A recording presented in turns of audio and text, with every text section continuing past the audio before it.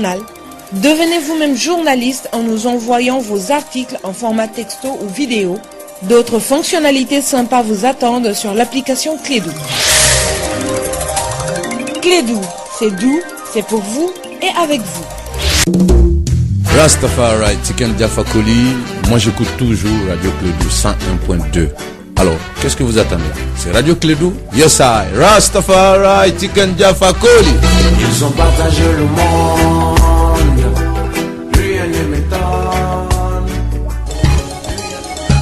Les sports, les infos, la musique, l'actualité, le tout amusé et servi à chaud pour vous sur Radio Clédou.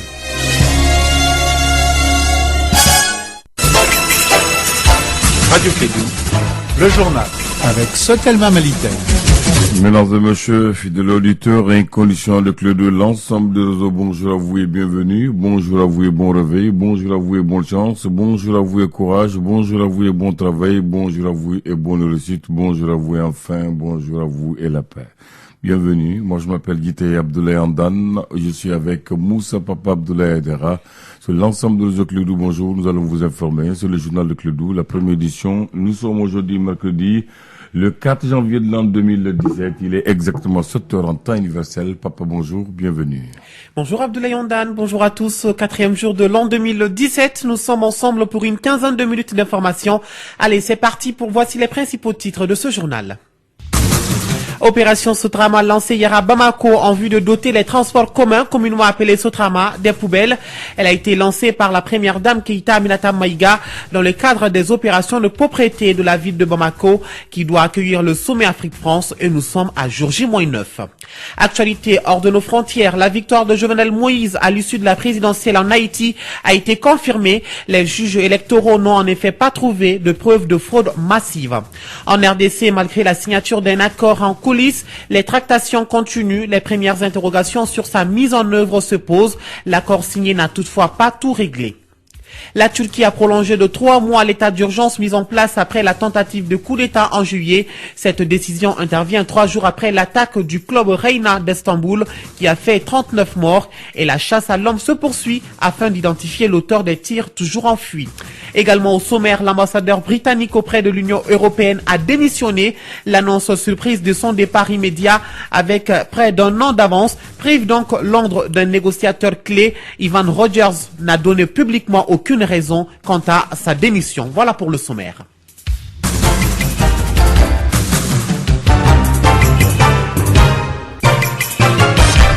Bienvenue à tous et merci de nous recevoir chez vous.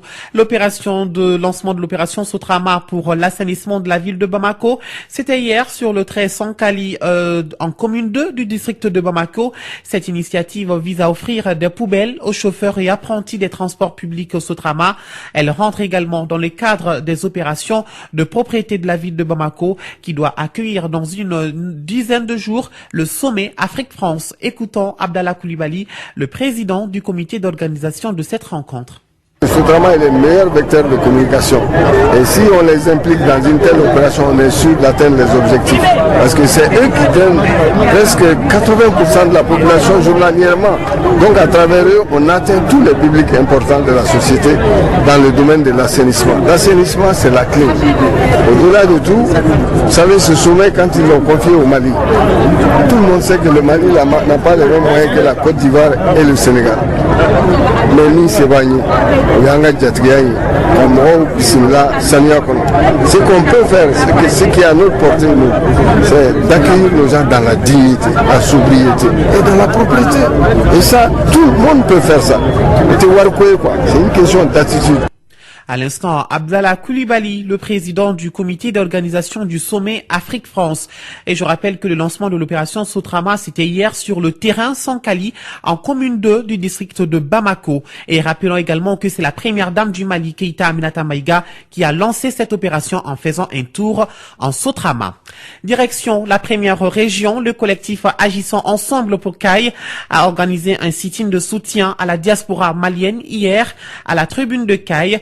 Le collectif n'a pas voulu rester passif face à la situation que vive cette diaspora. Madame Sarah Fatoumata Konate, coordinatrice du collectif Agissons Ensemble pour CAI, nous donne plus de détails. Le collectif Agissons Ensemble pour CAI qui œuvrent pour le développement économique, social et culturel de la région à travers des moyens de lobbying, à travers la sensibilisation.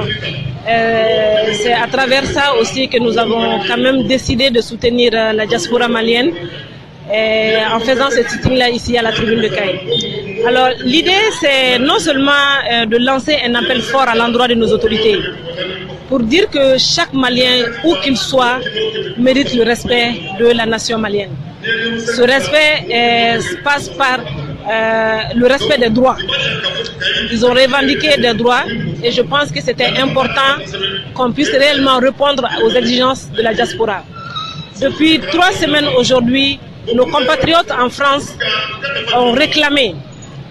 Ils ont été obligés de siéger au sein du consulat pour demander le minimum à leur État. Et aujourd'hui, si le collectif Agissons ensemble pour Caille décide de soutenir la diaspora, je pense que c'est de bonne cause, c'est de bonne guerre. C'est la raison pour laquelle nous sommes là, pour soutenir la diaspora, pour dire que nous avons une forte pensée à cette diaspora et que nous allons continuer à la soutenir très fort. La coordinatrice du collectif Agissons ensemble pour Caille, Sarah Fatoumata Konaté, interrogée par Boubacar Niane.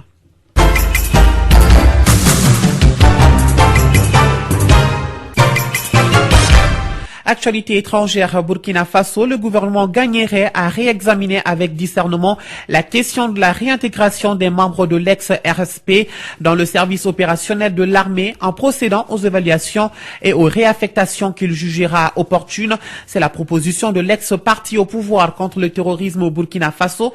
Cette proposition du Congrès pour la démocratie et le progrès a pour fondement la dispersion des éléments qui constituaient l'ex-régiment de sécurité présidentielle. La majorité présidentielle s'est réunie en République démocratique du Congo pour restituer à ses membres le contenu des discussions et de l'accord signé sous l'égide de la Conférence épiscopale nationale du Congo. Elle a confirmé sa signature sous réserve d'inclusivité. Toutefois, elle pose également de nouvelles conditions, celle de présenter le rapport au président de la République pour la réconfirmation. Il est 2 heures du matin en Haïti. Après plus d'1 an de crise électorale, Haïti dispose enfin d'un président démocratiquement élu.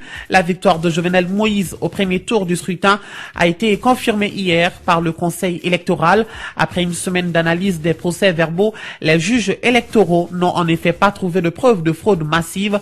Accusation pourtant portée par les 3 principaux concurrents du candidat du parti PHTK.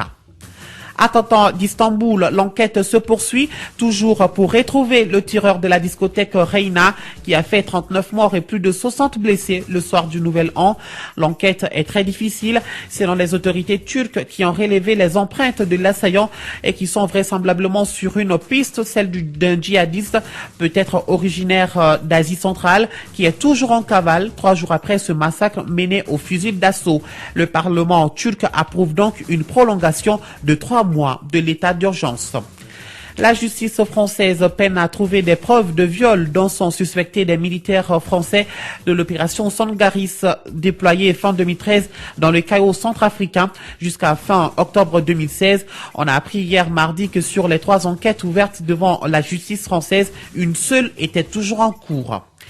Je vous le disais dans les titres, coup de tonnerre à Bruxelles. Le principal négociateur britannique chargé du Brexit, Ivan Rogers, a claqué la porte sans préavis et sans explication. À Londres, les Brexiteurs qui n'étaient pas ses amis s'en félicitent bruyamment, mais dans les milieux européens, on estime que cette démission surprise de l'ambassadeur constitue une difficulté supplémentaire pour la partie britannique dans une négociation qui s'annonce pour eux particulièrement complexe. Nous sommes à présent aux États-Unis. Barack Obama se rend ce 4 janvier au Congrès pour une réunion à huis clos avec les élus démocrates de la Chambre des représentants et du Sénat. L'objectif du président sortant est d'élaborer avec la minorité démocrate une stratégie qui empêcherait les républicains de supprimer la loi sur la couverture sociale. Ce dossier est annoncé comme la première mesure susceptible d'être votée par le Congrès, élu en même temps que Donald Trump. En Arabie Saoudite, pour terminer, la presse du Royaume annonce que plusieurs dizaines de travailleurs étrangers ont été condamnés à des peines de flagellation et de prison pour des actes de violence. Les faits sont survenus l'année dernière lorsque plusieurs entreprises de construction ont cessé de verser les salaires de leurs employés immigrés, provoquant divers mouvements de protestation. 10h10 à Riyad, dans la capitale saoudienne.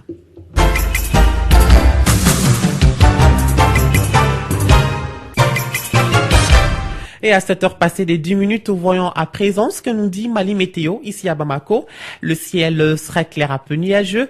Les vents seront de direction nord-est d'intensité faible à modérée sur l'ensemble du pays. La visibilité sera moyennement réduite par la poussière en suspension dans les régions de Tombouctou, Taoudéni, Gao, Kidal et Menaka.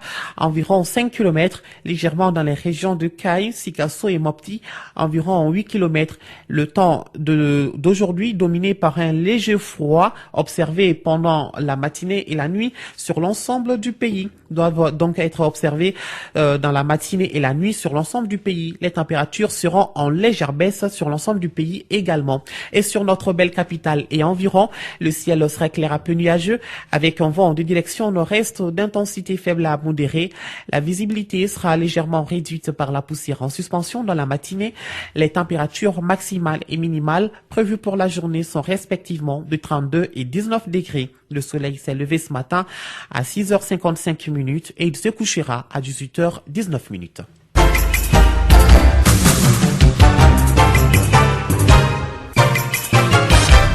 Voilà, vous savez tous, à la fin de ce journal, tout le plaisir était pour Moussa Papa Aïdara, mise en onde assurée par Abdoulaye Ondan. Grand merci à vous de nous avoir suivis. Vous connaissez déjà l'adresse pour réécouter ce journal, c'est les www.info-mali.com. Et la matinale continue, on se retrouve à 9h pour le point de l'actualité en 4 minutes. D'ici là, voici votre pensée du jour. Ce n'est pas une erreur d'être gentille, mais l'erreur c'est de l'être avec certaines personnes. Alors faites attention, prenez soin de vous et excellente journée. Radio Clédou, le journal avec Sotelma Malitaire.